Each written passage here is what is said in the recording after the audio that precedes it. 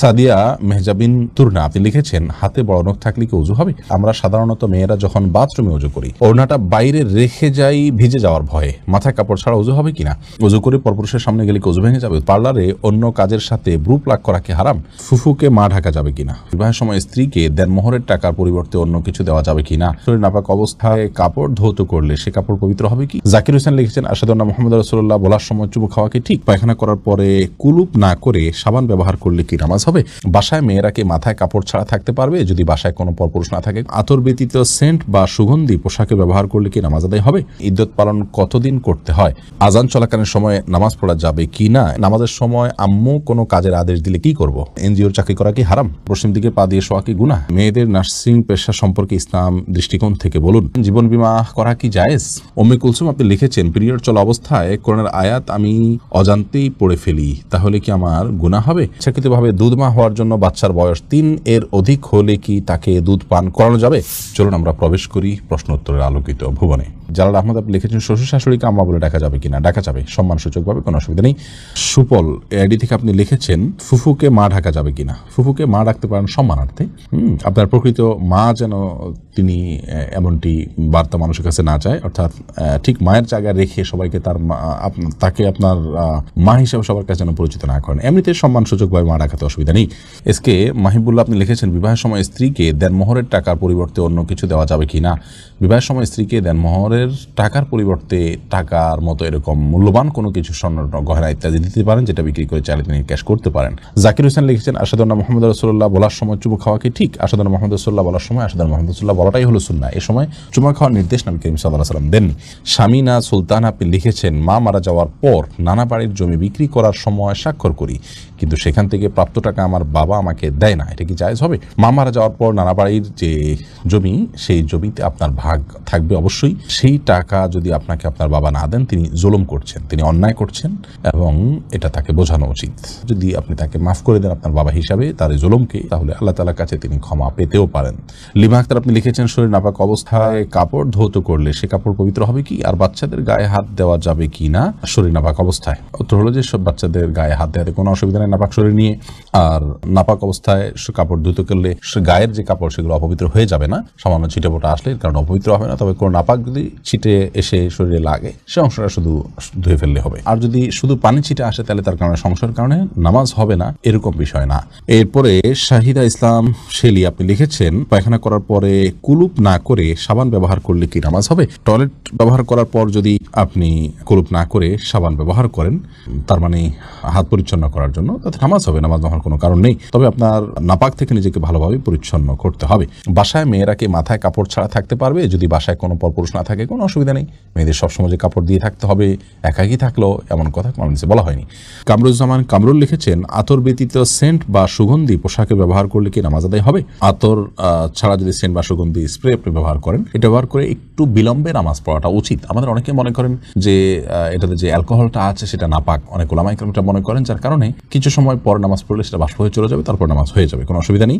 অবশ্য এই ক্ষেত্রে যে সমস্ত ওলামায়ে কেরাম বলেন যে না, এটা নাপাক নয়, এই অ্যালকোহল নাপাক নয়, এটা এক ধরনের কেমিক্যাল, তা সেই মতটা আমাদের কাছে অধিকতর যুক্তিসঙ্গত মনে হয়। গোলাম আজম আপনি লিখেছেন, আমার অফিসে স্যারদের স্যালুট দিতে হয়, এখন স্যালুট দেওয়া কি জায়েজ হবে? স্যালুট দেওয়ার ক্ষেত্রে আপনি যেহেতু শরীরের কোনো বিধান লঙ্ঘন করতে হচ্ছে না, আপনি মাথাটা আপনার সোজা টান টান রেখে আপনি স্যালুট দিচ্ছেন, বিধায় হারাম হবে না, চাকরির খাতিরে এটা আপনি করতে পারেন। নুরুন নবী লিখেছেন, ইদ্যত পালন কতদিন করতে হয়? ভাই নুরুন নবী, ইদ্যত পালনটা কে করবেন এটার উপর ভ্যারি করবে। যদি কারো স্বামী মারা যায় তাহলে সেক্ষেত্রে 4 মাস 10 দিন ইদ্যত পালন করবেন, আর যদি কেউ তালাকপ্রাপ্ত হন তাহলে সেক্ষেত্রে 3 মাস তিনি ইদ্যত পালন করবেন, 3 মাসে ইদ্যত পালন করবেন, এটা ভ্যারি করবে। আদিবা মাহির লিখেছেন, ঘুষের টাকা দিয়ে জাকাত হবে কিনা? ঘুষের টাকা দিয়ে জাকাত হবে কিভাবে? ঘুষের টাকা তো হারাম, আরেকজনের টাকা, এটা দিয়ে জাকাত আদায় করলে কিভাবে জাকাত আদায় হবে? ইন্নাল্লাহ তাইয়্যিবুন লা ইয়াকবালু ইল্লা তাইয়্যিব, হাদিসে আসছে আল্লাহ তাআলা পবিত্র, তিনি পবিত্র ছাড়া কোনো কিছু গ্রহণ করেন না। আইডি থেকে আপনি লিখেছেন, নামাজের সময় আম্মু কোনো কাজের আদেশ দিলে কি করব? যদি নফল নামাজ হয় আর আম্মুর এই কাজটা খুব বেশি গুরুত্বপূর্ণ হয়, ডাক শুনে বুঝতেছেন যে খুব জরুরি, আম্মু খুব সিরিয়াস ডাকছে, তাহলে আপনি নফল নামাজ ভেঙে আম্মুর কথা শুনবেন, পরবর্তীতে সে নামাজ পড়ে দিবেন। আর যদি ফরজ নামাজ হয় তাহলে আপনি নামাজ শেষ করে যতটুকু তাড়াতাড়ি করা সম্ভব করে তারপর আপনি আম্মুটাকে সাড়া দিবেন। লন্ডন কসমেটিক্স আইডি থেকে আপনি লিখেছেন, পার্লারে অন্য কাজের সাথে ব্রু প্লাগ করা কি হারাম?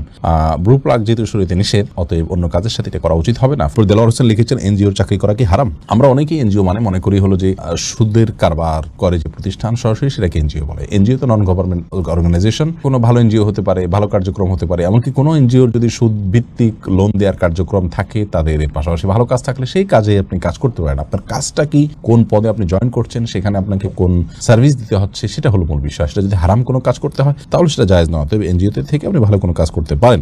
আজান চলাকালীন সময় নামাজ পড়া যাবে কি না, এমডি আলাউদ্দিন আপনি প্রশ্ন করেছেন। আজান চলাকালীন সময় সালাত পড়া যেতে পারে, আজান চলাকালীন সময় যে নামাজ পড়া যাবে না এমন কোনো কথা কোরআনে কোথাও বলা হয়নি। তবে হ্যাঁ, আপনি যদি জানেন যে এখনই আজান শুরু হবে, তাহলে আজানের জবাব দেওয়া সুন্নাত, সেজন্য শেষ সুন্নাতটা পালন করে তারপর আপনি সালাত পড়বেন। কুয়াশা ভেজা শহরে আইডি থেকে আপনি লিখেছেন, পশ্চিম দিকে পা দিয়ে শোয়া কি গুনাহ? কোনো হাদিসের সরাসরি নিষেধ নাই, কিন্তু আমাদের এই অঞ্চলে কারোর দিকে পাও দেওয়া, সম্মানজনক কোনো ব্যক্তির দিকে পাও যাওয়াটাকে অসম্মানজনক মনে করা হয়। সেজন্য আল্লাহর শেয়ার তথা কেবলার প্রতি শ্রদ্ধা রেখে যদি পা না দেওয়া হয় সেটা প্রশংসনীয়, কিন্তু কোন হাদিসের সরাসরি নিষেধ নেই কেবলার দিকে পা দেওয়ার ব্যাপারে। থুতু ফেলতে নিষেধ করা আছে।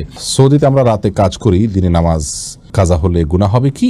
মাকসুদুর রহমান লিখেছেন, যেখানে আপনাকে নামাজ পড়তে সুযোগ দেওয়া হয় না সেখানে কাজ করা আপনার জন্য জায়েজ নয়। বিকল্প কাজের সন্ধান করবেন এবং অন্য কোথাও আপনি কাজ করার চেষ্টা করবেন। আপনার সালাত নষ্ট হয়ে গেলে সেক্ষেত্রে একজন ইমানদারের কাছে এর চাইতে গুরুত্বপূর্ণ জিনিস আর কিছু না যে সালাত। সেই সালাত নষ্ট হয়ে গেলে সে কাজ কেন করবেন আপনি? স্বামী চাকরি না করতে দিলে আমি কি চাকরি করতে পারবো? এটা লিখেছেন হলো এক বোন সোয়াতিনুর হেমা এআইডি থেকে লিখেছেন, স্বামী চাকরি করতে না দিলে আপনি কেন চাকরি করবেন? স্বামী যদি আপনার ভরণ পোষণের দায়িত্ব নেয় সেক্ষেত্রে আপনার জন্য বাইরে যাওয়া জায়েজ নয়। আশিক মাহবুব আপনি লিখেছেন, বিয়ের পর নতুন বউকে বর্তমানে যেভাবে বরণ করা হয় সে সম্পর্কে কিছু বলুন।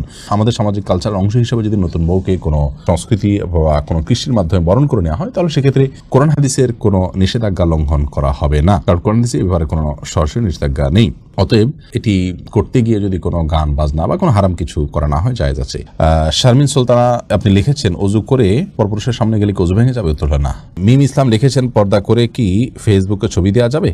না, পর্দা করে ফেসবুকে ছবি দিবেন না। ফেসবুকে আপনার পর্দা করে ছবি দিলেও আপনার শরীরের কোনো না কোনো অংশ যদি প্রকাশ পায়, কপাল, হাত ইত্যাদি, এগুলো নিয়ে মানুষ বাজে চিন্তা করবে। হ্যাঁ, আপনার ফেসবুকে ছবি দেওয়া হয় আইডেন্টিফিকেশনের জন্য, এখনো পর্যন্ত ফেসবুক যেহেতু এটা বাধ্য করেনি সকলের জন্য, অতএব আপনি অন্য কোনো প্রোফাইল পিকচার ইউজ করবেন, বিশেষ করে অন্য কোনো পুরুষ আপনাকে নিজের বাজে চিন্তা করতে না পারে সেই প্রয়োজন আপনি এটা করা উচিত। খাদিজা আফরিন মিতু আপনি লিখেছেন, মেয়েদের নার্সিং পেশা সম্পর্কে ইসলাম দৃষ্টিকোণ থেকে বলুন। মেয়েদেরকে নার্সিং পেশায় যাওয়া জায়েজ নয় এবং এটা অনুচিত কাজ।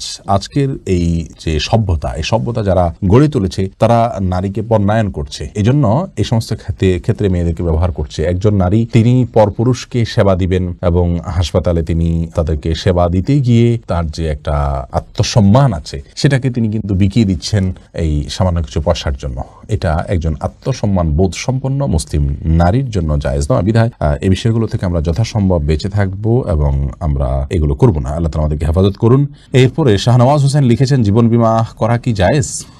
বেশিরভাগ বীমা প্রতিষ্ঠানগুলোই শরিয়া লঙ্ঘন করে এবং বীমার যতগুলো ফরম্যাট আছে সবগুলো প্রায় কাছাকাছি। এই বিষয়ে হাটহাজারী মাদ্রাসার মুফতি কাফায়েতুল্লাহ সাহেব হাফিজাহুল্লাহ তিনি ভিন্ন এবং বিকল্প ফরম্যাটের অনেক প্রস্তাবনা দিয়েছেন, সেগুলোর উপর আমল বাংলাদেশে বা প্র্যাকটিস আছে কিনা আমাদের জানা নেই। উম্মে কুলসুম আপনি লিখেছেন, পিরিয়ড চলা অবস্থায় কোরআনের আয়াত আমি অজান্তেই পড়ে ফেলি, তাহলে কি আমার গুনাহ হবে? পিরিয়ড চলা অবস্থায় কোরআনে কারীম তেলাওয়াত করবেন না মা বোনরা, এই মতটি জমহুর উলামা ইকরামের। যদিও ইবনে তাইমিয়া বিন বাজ রাহিমাহুল্লাহ সহ অনেক উলামা ইকরাম এটিকে অনুমোদন দিয়েছেন, তারা জায়েজ মনে করেন। অনুমোদন দিয়েছেন বলতে তারা জায়েজ মনে করেন কোরআন হাদিসের আলোকে, এবং রাসূল আকরাম সাল্লাল্লাহু আলাইহি ওয়াসাল্লাম থেকে সুস্পষ্টভাবে জন্য কোনো নিষেধাজ্ঞা নেই, সেজন্য তারা এটাকে জায়েজ মনে করেন। কিন্তু যারা নিষেধ করেন তাদের একটা বড় দলিল হলো যে নবী করিম সাল্লাল্লাহু আলাইহি ওয়াসাল্লাম ফরজ গোসল অবস্থায় গোসল আপনার কোরআন তেলাওয়াত করতে নিষেধ করেছেন, আর এই অবস্থায় গোসল ফরজ থাকে মাসিক অবস্থায়, সেজন্য না করাটাই নিরাপদ। যদি কেউ ভুলে পড়ে ফেলেন, তাতে তিনি গুনাহগার অবশ্যই হবেন না।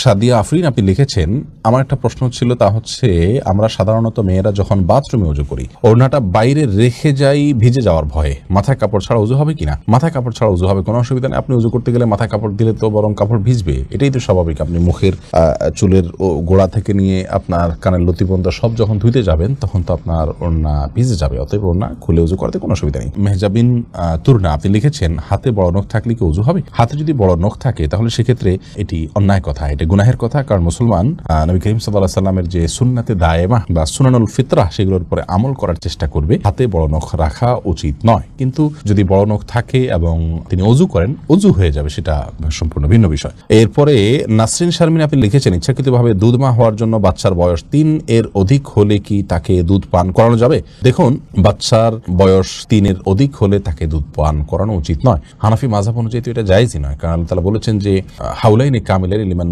আরাদা আন ইউতিম্মার রাদাআহ, বাচ্চাকে দুধ পান করার ক্ষেত্রে 2 বছর। আয়াতের আগের অংশটা আমার মনে পড়ছে না, প্রয়োজনীয় যে অংশটা আমাদের মাঝে আছে সেটা আমরা পেয়ে গেছি। সেটা হলো যে দুধ দান করবেন যে মা, তিনি তার সন্তানকে দুধ পান করবেন 2 বছর। পরিপূর্ণ যদি করতে চান দুধ পানের সময়সীমা 2 বছরের পরে তিনি দুধ পান করাবেন না। অনেক উলামা ইকরাম অবশ্য বলেন যে দুধ পান করানো যাবে 2 বছর পরেও, কারণ কোরআন হাদিসে কোথাও সরাসরি নিষেধ নাই, কিন্তু দুধ পানের সময়সীমা 2 বছর ফিক্স করে দেওয়া হয়েছে। তারপরে পান করলে তার মাধ্যমে হারাম হওয়ার সাব্যস্ত হবে না, এবং দুধ পান করার যে উপকারিতা সেটাও নেই, সেটাও অর্জিত হয় না 2 বছরের পরে। বিধায় এই কাজটি করা অনুচিত।